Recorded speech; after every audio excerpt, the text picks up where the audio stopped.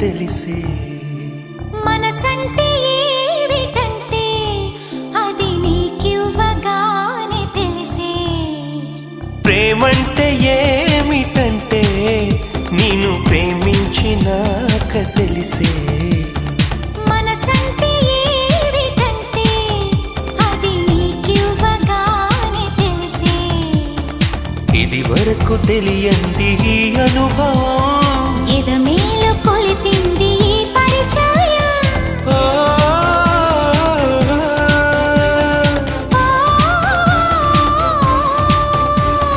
ప్రేమంటే ఏమిటంటే నేను ప్రేమించినాక తెలిసే